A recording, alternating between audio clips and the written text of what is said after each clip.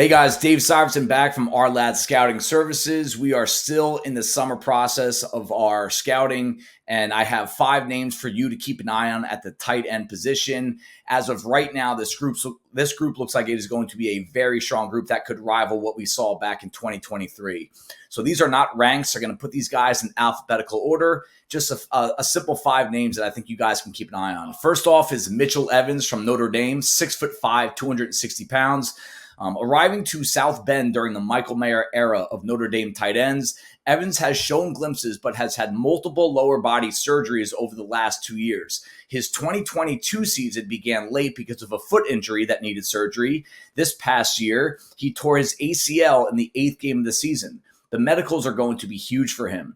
On the field, Evans' initial impact actually came as a QB sneak quarterback. 7 of his first 10 touches on the year came as a ball carrier.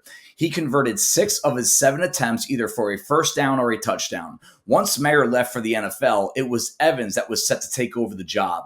He hadn't proved himself yet as a starter, to say the least, but something about this program and the tight end position simply looked right on Evans. Prior to his injury, Evans was 4th in the country in yards among tight ends and tied Brock Bowers for the most missed tackles force. At his size, it's rare to find the combination of soft hands and coordination when attacking the ball in traffic.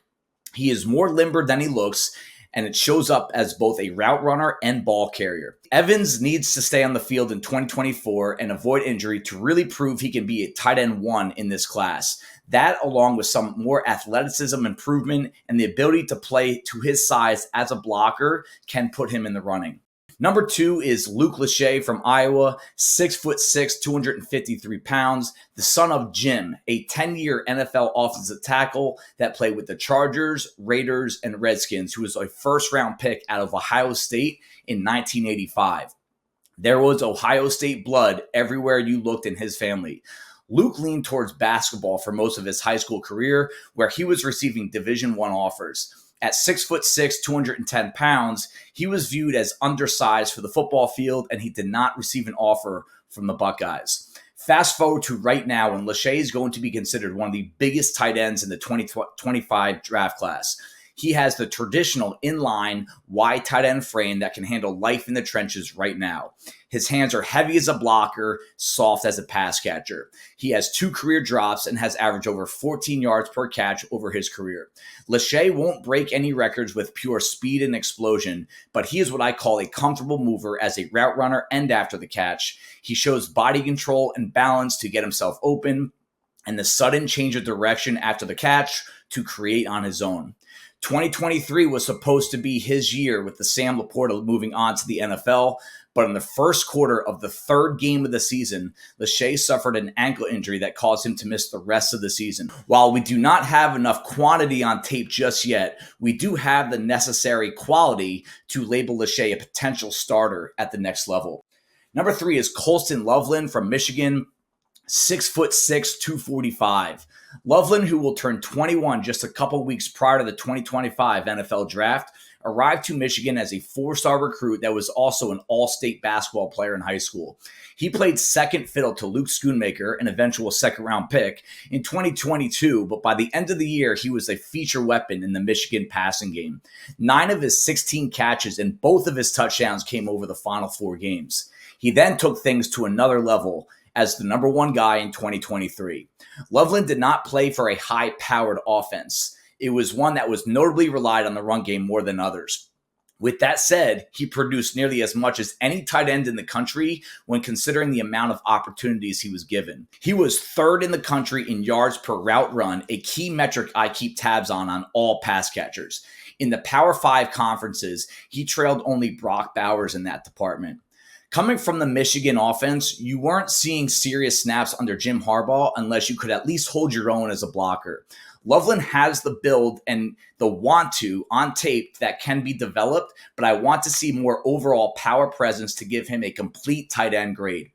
He does not play to his size after the catch, and his 10% drop rate is too high to be considered a top-notch receiver-only threat. Loveland does need to show improvement across the board to be considered a first-round caliber prospect, but there are tools and traits here he has shown to this point that very few show after just 2 years in college football. Coming in at number 4 is Caden Prieskorn from Mississippi, 6'5", 260 pounds, a high school quarterback.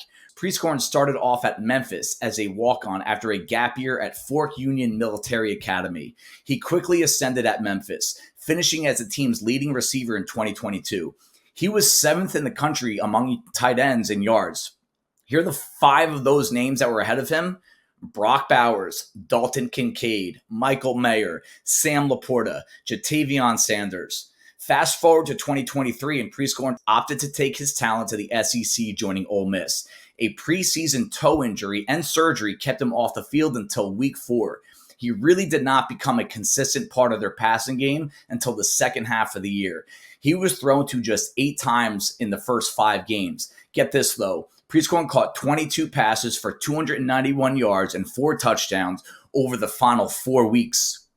His bowl game performance against Penn State was one of the best I saw out of all tight ends in 2023.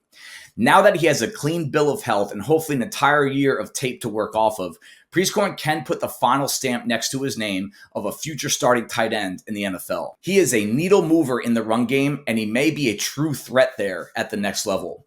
The fact that he's going to turn 26 as a rookie does make his margin razor thin, but this kid is going to be NFL ready right away. Rounding out the 5 names at tight end that I want you guys to keep an eye on over the summer is Tyler Warren from Penn State, 6'6", 259 pounds. Another former high school quarterback and all-region basketball player in high school.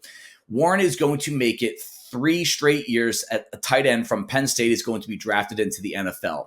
He shared the room with both Brenton Strange, a 2nd rounder in 2023, and Theo Johnson, a 4th rounder in 2024, for multiple years, but now he's going to get a shot at being the guy this upcoming season.